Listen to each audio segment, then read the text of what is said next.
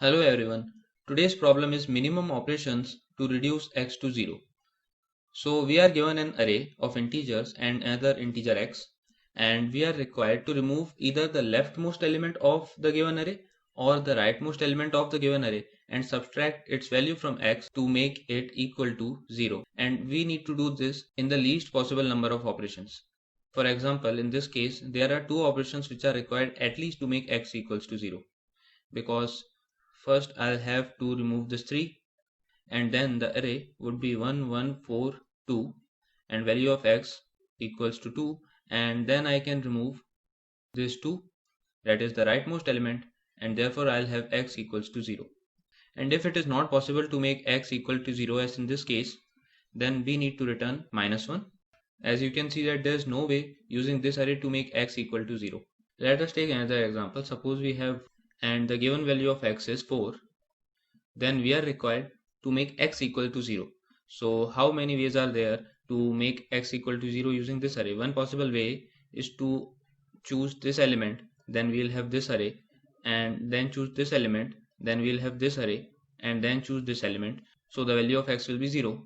Another possible way is to choose this element and this element.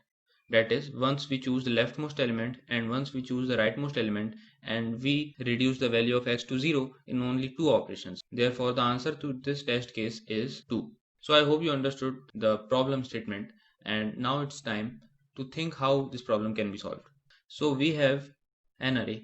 Let us take some random elements, and suppose we are required to make x equals to 0 and the given value of x is 6. So if we look for the smallest number of elements to make x equal to 0, then the minimum number of operations are 3, either by choosing this or by choosing these elements. So we can say that these elements have sum equal to 6. Therefore we are able to make x equal to 0. So doesn't it mean that the sum of this array is equal to total sum of the array minus x? Because if we have some prefix and some suffix and the sum of their values is x, then it means that the value of the middle array is equal to total sum minus x. And therefore our problem is reduced to finding the length of the longest possible subarray whose value is equal to this. Because if this subarray is longest, then it means that we have the smallest possible prefix and the smallest possible suffix.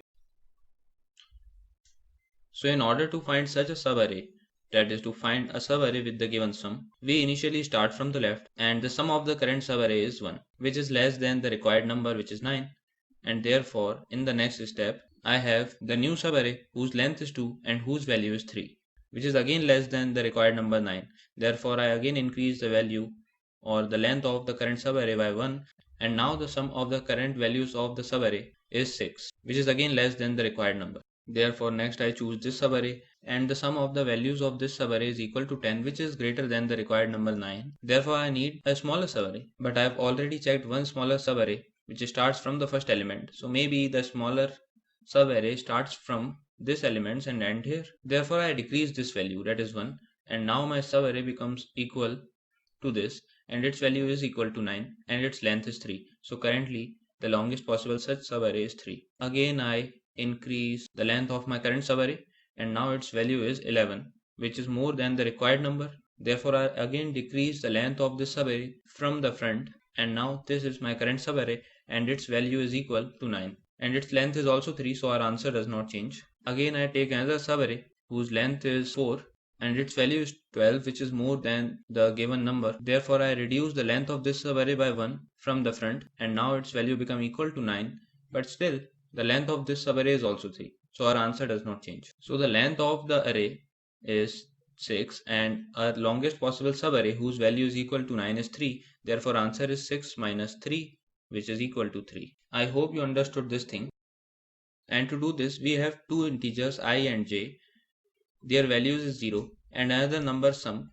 Its value is also 0. We start by adding the jth index, that is the 0th index of the array, to our sum, and we increment the value of j by 1, and we keep doing this until current sum is greater than 9. In between, if the value of sum becomes equal to 9, j minus I plus 1 is the length of this subarray, and if sum is greater than the required number, then we increase the value of I until sum becomes less than the required number. So n is the number of elements in the given subarray,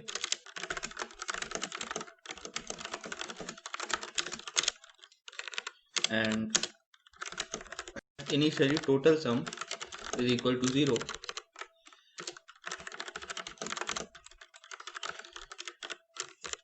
Now the number that we are required to find is equal to total sum minus x, and if required number is less than 0, then we return minus 1, because it is given in the constraint that every number is greater than 1. And if x is bigger than total sum, then it is never possible to make x equal to 0 with the help of the elements given in the array.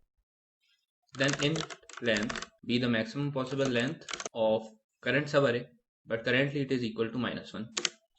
Another integer start, which is equal to 0, which signifies I in our logic, and end, which is also equal to 0, which signifies j in our logic.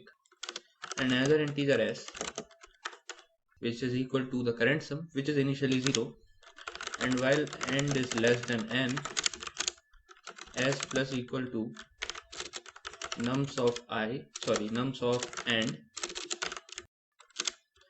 and if the value of s is greater than the required number, then till that time we need to subtract the starting elements of the current subarray.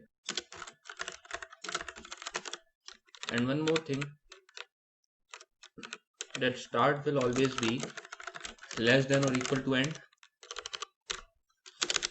Then if sum is equal to required number, then length is maximum of already searched length or current length, which is end minus start plus 1. Here we increase the value of end, that is at every iteration we increase the length of our current subarray. Next, if length is minus 1, it means that we haven't found the required number, then it means that it is not possible to make x 0, and therefore we return minus 1. Otherwise we return n minus length. Now it's time to run this code. Submit. Accepted. So I hope you understood the logic to solve this problem, and I'll see you in the next video. Thank you.